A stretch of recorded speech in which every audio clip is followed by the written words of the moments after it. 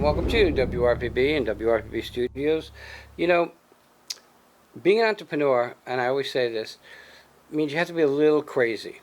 And if you're an entrepreneur with a brick and mortar, you're even more crazy.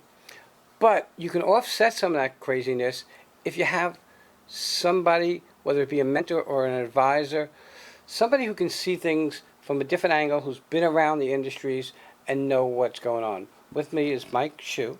Hello? Correct? Yes. And name of your company? Smallbusinessadvisor.info. Okay, so my first question to you is, how long have you been around that industry, business advisor and businesses? I was a W-2 consultant from 2007 to 2018. All right, I'm an idiot, so what's a W-2 consultant? In other words, you're working for a company and they're taking taxes out of your Okay, check, as so- opposed to being a business owner and you paying your own taxes. Okay, so you were, you had a job? Yes. Just over broke. Yeah, that's how I got a lot of my training, plus all of the education that came along with it. Okay, so you did that. Why did you decide to get out of the job and into an entrepreneurship? Okay, so I've owned about 8 businesses in my life. I owned Mike Shew Jewelry, Watches and Gifts, and Mike Shew Fashion and Accessories, and DiamondPieces.com here in Fort Pierce. Okay. And in 2004, I lost the roof on the business. So I ended up in Nashville to reinvent myself, and I kept asking God, what's my purpose? And we relocated to Kansas City, and then I got an opportunity to be a small business consultant through the Missouri Career Centers. Okay, so again, what is a small business consultant? So what do you actually do? There are many types of I mean, you got a bunch of letters after your name. I do. So licensed international financial analyst Okay. Is comparable to a CPA. So it's a professional designation. I studied for a year, sat for a 4-hour exam. I'm an MBA from Northwest Missouri State University, project management certificate from University of Central Missouri, and I've got another 60 to 100 certificates. Okay. Plus, I've got the actual experience of working in retail, manufacturing, different types of business. I've got project testimonials on my website. Okay, so I own a bagel shop. Okay. I come to you. What are you going to help me with? Well, the first thing I'm going to ask you is, where are you at psychologically? Are you ready to... You don't want to ask anybody who's going to be an entrepreneur, where you at psychologically? It's a loaded question. Okay. But I'm going to ask you that for a reason, because I'm going to say, are you ready to roll your sleeves up and let's turn this thing into a $100 million venture? Or do you want to exit? Because I do succession planning as well. Okay. So I have to know where you are first, mentally, and what you want to do. What are your goals? So you have to tell me what you need. I like to be in the business, do what I call is a gap analysis. Okay. And look at your numbers, look at your market, and then we talk about what you need. So you're going to decide if here I am and I'm going to take this flow up, or here I am and I'm going to look for an exit plan. I'm going to do a core evaluation. It's going to be 20 questions. It's going to give me all the red flags, and we're going to work on those red flags to increase the value of the business. It's not going to be a certified valuation, because if we do a certified valuation, then we're stuck with those numbers. So we want to do the non-certified, work on those red flags, and increase your numbers, because what do you need to retire on? So then through the succession planning process, we work through that. We could also have kids in the business. The daughter wants to take over, the son wants to take over, so we might have to call in industry psychiatrists to deal with that, because it tears the family apart. So it just depends on what you want to do and what your issues are and what I identify. Okay, so what do you work on, like any kind of business, or do you have like a focus that works for you? I've been a retailer. Okay. So I'm strong in retail. I've worked in manufacturing since 2007. I've actually worked for a manufacturer as a quality manager, a safety trainer, and I also did their social media. So I have a really diverse background, and I can do a lot of things. It just depends on what you need. If I can't do it, I'm going to tell you I can't do it. So but I'll point you in the right direction. How long are you around the industry? 2007. But I've owned businesses since I was a kid. We were talking about that in the green room. Like me, you're a little crazy because you're an entrepreneur. Yep. Okay, agree. and it's just the way that it is. But you're a lefty, so it's okay in my Thanks. book. Okay, so I call you up and I say, hey, I have a bagel place. I want to take it to the next level. Okay. So I'm not talking about an exit plan. And the reason I say that is because when I started this business, there was no exit plan because I had a young daughter and I thought she would take it over. Okay. Because that's usually why a parent builds a business. Correct. Well, my daughter doesn't need this. Her fiance makes attorney money times 10. She's traveling all over the world. She don't need this. So I needed another plan, and you know, God puts things in your place that you don't Yes. expect. Yes. And the guy behind the desk over there, he came on board, and he was, though he's not my kid, he's probably one of the very few people I trust more than anybody. Okay. And That says a lot. he took 33% of the company. Okay. He'll never have to look for a job again. Good. Okay.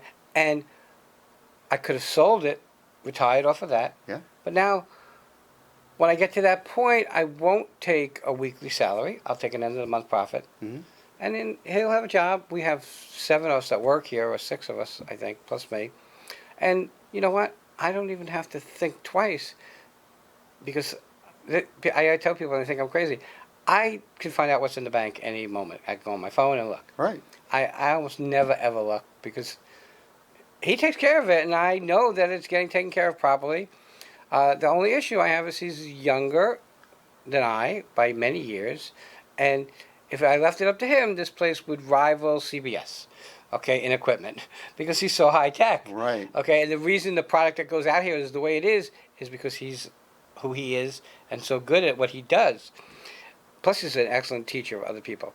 So, do you find it hard to train people to do what needs to be done? No, that's a great segue. And thank you for opening that door. So what I would do is I would go to breakfast with him. Are you buying, or does he have to buy? Well, since he's the president and he's the client, he should buy. Okay. And he's also paying me to be there, Okay. fee-based. But I'm at breakfast, and a lot of times you have business owners, no matter how long you've been in a business, you can't run out on the floor and go, oh my God, we can't make payroll. You need somebody to talk to. So I'm that mentor, I'm that coach. We can meet for breakfast, we can meet for dinner, lunch, but I can be your sounding board, especially when you're making decisions that may affect the liability of the business or damage the business where you can't come back. And you know, it's interesting you said that because I had a client that came in. She did her video. She just started a new business. Okay? And I was there. I stopped at her business because I support all my people who come work with us. Fantastic. And while I got there, a guy came in to do some advertising. Okay? 'Cause that's what you're going to get when you have a business. That's right. And I'm listening to him, and I'm then on my phone going to Better Business Bureau and reviews, and I'm sending them to her, okay? And I'm telling her, don't make a decision today. I didn't like what he had. I didn't, it doesn't cost anything to be a part of the program, but every sale that they make through this group, the group takes 20%. Well, when you're new in business, 20% is all your profit, okay? Right. 20% should be your profit. Okay. So it didn't make any sense. And I was kind of like her sounding board. And that, you're right, that is so important. It's important. Okay? Especially if you have a mentor who's been in industry and been in business, because salespeople, if you're a salesperson, Mm-hmm. we're the easiest to sell. For some reason, people who are salespeople are the easiest to sell. So for you, where do you see your business going years from now? I mean, I see. you're one person. I'm one person, but I choose to be one person. Okay. I have people contacting me. When we started our conversation, we talked about the acronyms after my name and how long I've been doing it. There's freelance consultants, and then there's professional consultants. The professional consultants are the ones that have education and experience behind them, Right. and they're reputable and they have good reviews. The freelance consultants may be someone that has an element of the business that they're good at, but they also have to earn a living. So that's kind of goes back to your point that you didn't like what that person was trying to sell your client Right. because it wasn't best for your client. So you have to think about who you really do get in as a consultant. There's all kinds of consultants, and I'll tell you what I'm seeing now is I'm seeing the coach and consulting business explode. Well, okay. This is a topic I talk about all the time. So, when the real estate market was peaking, Yes. every librarian, dog walker, house cleaner became a realtor. Yes. When the market did crash, oh my God! And they worked part-time in real estate and had a full-time job. Okay, but when the market crashed, they all became coaches. Okay. And when that got diluted, because the word coach got diluted, Mhm. they all became social media gurus. And when cell phones got to be where it is and they had a camera, everybody now is a videographer, photographer, and talk show host. Right. Okay, so, and the reason our studio is the way it is and we make the money is because one is we keep up on trends, That's good. and two is we sell the sizzle. We're not about, it's not that we're not about making money, but it's about delivering a product that's superior to what people can do on their own. Correct. So in your industry, I can open a bagel store, don't need your, but with your help, I can take it to another level. You may need to, maybe it's in the beginning processes and you need to do a corporation. So I can do that. If you go to an attorney or a paralegal, it's going to be a lot more than it would be with me Uh-huh. because I'm going to do flat price for you. So there's that in the setup process, and then also I am a business finance advisor. So as a startup, you really can't get money, but if you do have a business and you're making, say, $10,000 a month, and you've got financials for 2 to 3 years, and maybe you've got some damage, either business credit or personal credit, there's a good chance that I can find one of 75 direct lenders that I work with that can give you funding. If you are a new bagel shop, then we're going to talk about crowdfunding, Kickstarter. We're going to talk about putting your idea online and trying to raise money so that you have some type of money. It's not free to go get a retail space. It's not free to do the build out. You also have to have, and this is something I talk with clients, spouses are very important to have included into the business discussions because you don't want to alienate them. You don't want it to, that all of a sudden you're working 80 hours a week, your spouse, your partner never sees you, and all of a sudden you start to grow apart. So you want that person involved in the business, and here again, I can come in, I can sit down, I can talk to both of you, we can work out a plan, because I tell the new business owner, Right? don't forget your kids, don't forget your spouse, because It's funny that happy you say wife, that. happy life. Well, we always say when we're interviewing new businesses, when you started, did you get family support? Because without family support, You got nothing. your chances are you're going to fail. That's right. Okay, so and we have business comes in here. We had a cafe come in here, and her son's 18, and he took over the kitchen. And I love when family gets involved. I think that's so cool. It's good. A lot of times, I'll interview the husband, and he'll say, "Well, I need to talk to my wife," but he won't say that. He'll say, "I need to talk to the boss," which is his wife. So so I get it, and I know how important it is to have that support. I didn't have that. I started an industry that didn't exist. There was no internet radio when I started, and I got "Don't be stupid, get a pipe dream." It's a pipe dream, get a real job. I'm still here, and everybody's doing what I'm doing. And I had someone come on when I first moved up here. He did 13 weeks with me, and then he opened up down the street. Well, he's no longer in business. I had a girl that worked for me. I had my heart attack. She bought a camera, called all my people. She's not in the business. Partnerships don't work, just FYI. Well, she wasn't a partner. She was a worker of mine. And You sign a non-compete? yeah, but it's so hard to hold up. Non-competes and confidentiality, they're hard to hold up. But you know what? Karma and God take care of it. In the long run, yeah. She's no longer in the industry. Burnt a ton of bridges. He's no longer in the industry. She didn't have your secret sauce. Right. Well, most people don't understand, and you'll appreciate this. In order to be in business, you have to be a little crazy. I agree with that. Okay? You do. And if you have a brick and mortar, you have to understand the facts behind the brick and mortar, and that's why it's so important to have a sounding board, an advisor, Mhm. because you won't know, and you won't think that you took in $400. You're not making $400. Okay? Oh, And we were just talking about if you start a business and you make a 20% profit, you're doing okay. that's what To you start. should do. Yeah, to start. Okay?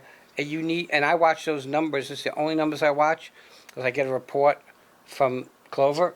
Hmm. That's because we do our payroll for Clover too. It says how much we brought in and how much the estimated labor costs were, and then the percentage of of our profit. Right. Now, we don't work on certain days, so I see the labor costs and zero in, and it looks like we lost. But you, if you have somebody, an advisor or someone that you can talk to, they'll tell you you can't look at one day. No. Okay, you can't look at one day. All right, we're getting to the top of our time. How do people find you? You have a website? So you can go to mikeshew.com. SHEW. Your dad made it difficult for you. Yeah. And you can go to smallbusinessadvisortraining.info or .com. I have classes on there for small business owners to help mitigate your liability with employees. A lot of good, about 20 downloads for each class. I have an HR class that is a 4-in-1 class, so you can download the employee signature form on your letterhead. The employee signs it. I'll do 4 diplomas for that class. You put that in your HR file, so it's cybersecurity awareness, it's sexual harassment, quid pro quo, hostile work environment, and it's Sarbanes-Oxley, and also drug prevention program. And having those 4 in your HR file, should an issue come up, you can always come back with your attorney and say that we went through professional training. And I am a global accredited CPD trainer. What's CPD? Continuing professional development. Okay. So here again, back to those acronyms, but it's important when you're looking at training and when you're looking at the right advisor. Right. And what you're buying. Are you getting what you're paying for? You have a phone number people can reach you? 850? My phone number, 850-377-0716. I know it's a Pensacola. Doesn't matter anymore. It doesn't. I don't want to change it. I don't blame you. I was a senior business advisor at the University of West Florida, so go Argonauts, but that's why I got the 850 I number. kept the 561 number that I had, Mhm. and then I got another phone because today phones are inexpensive and the service is inexpensive, and I got a 772 number. And I said, I'm going to use the 772 for business, but I don't use it. I use my 561. Yep. It's on my business card. The office number is 772, but I don't have any debt collectors or anything like that, so I answer all my calls, and I'll take it on my personal phone. We're in the entertainment industry. I answer the phone 24 hours a day. It doesn't really matter. But I say this a million times, and I'm going to say it again before we get off. Always use a professional. If you don't use a Right. professional, it's going to cost you 5 times more money in the long run and 10 times more aggravation. Or it may put you out of business. Thank you so much for coming on. Thanks for having me on. Everybody have a great day. Have a great We'll be day. right back.